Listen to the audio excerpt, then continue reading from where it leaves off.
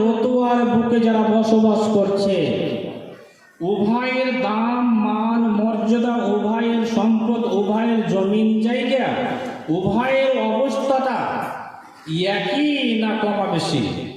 তাদের পজিশন আর এই পজিশনটা একই না দুই?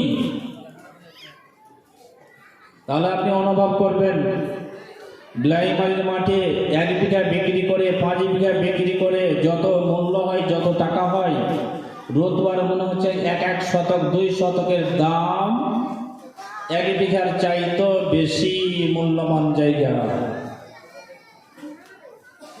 মনে করে রাখুন, পবিত্র কোরআন মাজিদের মধ্যে 114টি সূরা রয়েছে। 114টি সূরা রয়েছে। আরব আমিরাতে একটা দেশ রয়েছে যার নাম হচ্ছে ইরাক,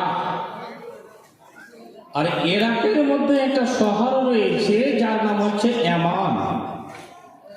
যেই ইয়ামানের মাটিতে যেই ফিলিস্তিন, এরা পাশাপাশি একই জায়গা একই দেশ, কিন্তু এই ইয়ামান শহরের মধ্যে একটা শহর রয়েছে যার নাম হচ্ছে সাবা।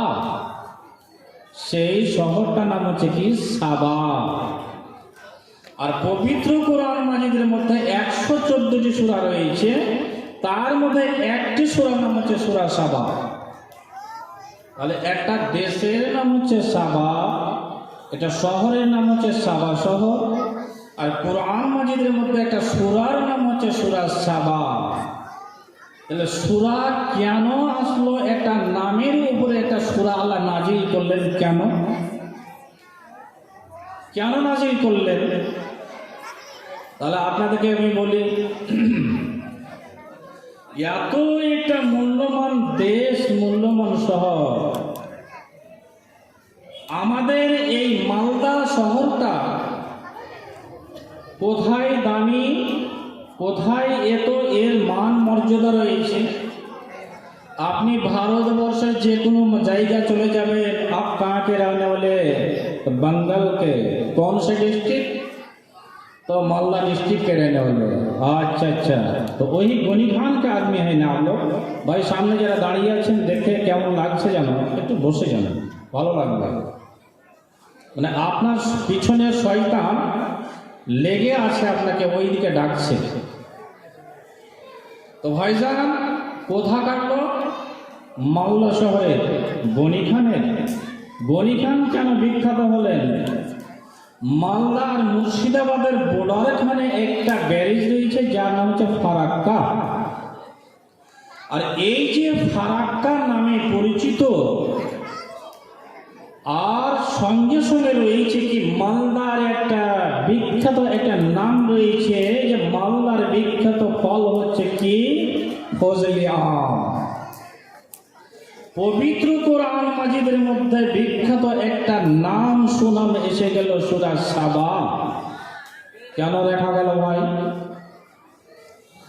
আমাদের দেশে যখন ঝড় মেঘগুলো হয়, কাল বৈশাখীর ঝড়গুলো যখন আসে, ঝড় আসে, তখন আমাদের দেশের ছেলেরাকে বাগানে নেমে পড়ে, আর বাগানের সেই আমগুলো ঝরে ঝরে ঝরে ঝরে মাটিতে পড়ে, আর আমাদের ছোট্ট ছোট্ট সিলিংয়ের ছেলেরা ওই ডালি বোঝাই করে, বস্তা বোঝাই করে আমগুলো কুড়িয়ে নিয়ে আসে বাড়িতে।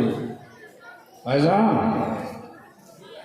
আল্লাহ পাক রব্বুল ইজ্জত সূরা সাবাটাকে এই জন্য সাজালেন যে সেই দেশের মধ্যে এমন একটা নদী, আর এমন একটা শহর, এমন একটা মূল্যবান বাগান।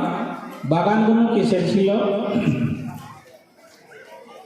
ডান হাতে বাগান, বাম হাতে কিশমিশের গাছগুলো লেগে আছে।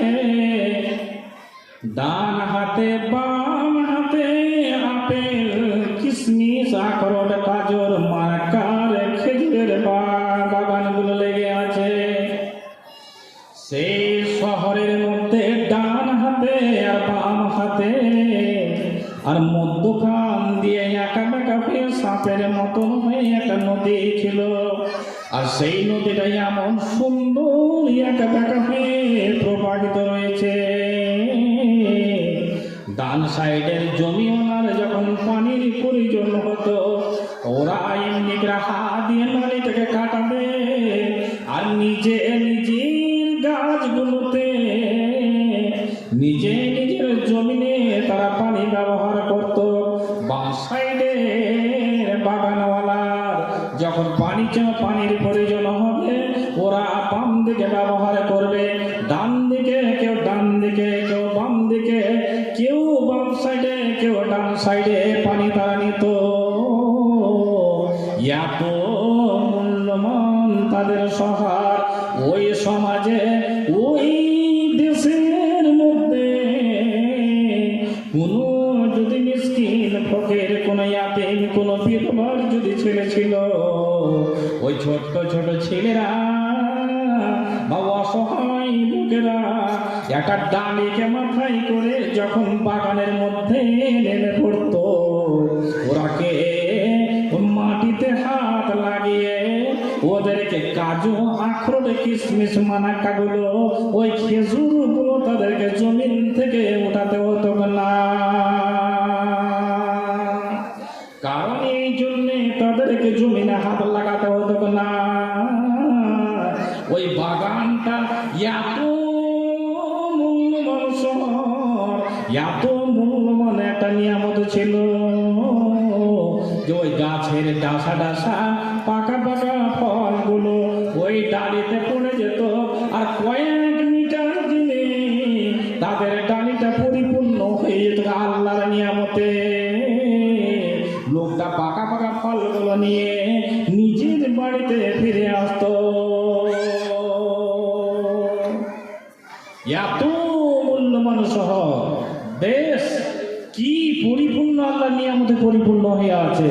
কিন্তু এদেরকে বলা গেল একটা কথাকে, ওয়াকুলু মির রিজকি রাব্বিকুম ওয়াশকুরু লাহু বালদাতুন তাইয়্যিবা। এরে ইরাকের জনগণেরা, রে ফিলিস্তিনের লোকেরা, হে সিরিয়ার জনগণেরা, রে লিবিয়ার মানুষেরা, রে জর্ডানবাসীরা, রে সাবা শহরের দেশের লোকেরা, তোমাদেরকে এত সুন্দর সুন্দর আমি নিয়ামত দিয়েছি, ফলমূলগুলো দিয়েছি, তোমাদের কোনো অভাব অনটন দুর্ভিক্ষ হবে না। অতএব তোমরা এই আমার রিজিকগুলো তোমরা খাও, আর এবং আমার রিজিক খেয়ে ওয়াশকুরু লাহু বালদাতুন তাইয়্যিবা, এবং তোমরা আমার নিয়ামতের তোমরা আনুগত্য তোমরা স্বীকার করো। বলা গেল, রে রতুয়ার মানুষেরা, তোমাদের কয়েক মিটার পরে এই 4 কিলোমিটার দূরে একটা মাস্টার ট্রেন রয়েছে, একটা বাঁধ রয়েছে, আর বাঁধের ওই পাশেই বিলাইমারির লোকেরা রয়েছে। সেই বিলাইমারির লোকেরা একটা চরের উপরে বসবাস করে। ওরা ফুলহর নদীর পেটের মধ্যে ওরা বসবাস করে, কিন্তু ওরা বছরে কয়েকবার নদীর বাড়িগুলো কখনো পুড়ে যায়, কখনো ডুবে যায়, কখনো ক্ষতিগ্রস্ত হয়ে যায়। আর ওই এলাকার মানুষেরা, তোমরা এত মূল্যবান জায়গাতে তোমরা বসবাস করছো, অতএব তোমরা ওই লোকগুলোকে দেখে আর তোমাদের জায়গাগুলোকে দেখে তোমরা একটু নিজের ব্রেনটাকে ধোলাই করে নাও, এবং তোমরা একটু অনুশোচনা করো যে ওই লোকেরা কোন জায়গায় বসবাস করছে, আর আমরা রতুয়া এলাকার অঞ্চলের লোকেরা আমরা কেমন ভাবে বসবাস করছি। আল্লাহ খালি একটু উপলব্ধি করতে দিলেন, অনুশোচনা করে দেখো মানুষ, চিন্তা ভাবনা করো। ভাইজান, ওই সমস্ত লোককে যখন বলা গেল তোমরা আমার রিজিক খাও আর শুকরিয়া আদায় করো, কিন্তু ওরা অনুভব করতে লাগলো। আমি এক জালসায় ছিলাম, এক্ষুনি আমার একজন ভাই আমাকে ওই পাশে বলছে, মাওলানা কিছু গল্পের মাধ্যমে আসবে কথা যে উনি সার্ভিস করেন, ওনার ছেলে সার্ভিস করেন, ওনার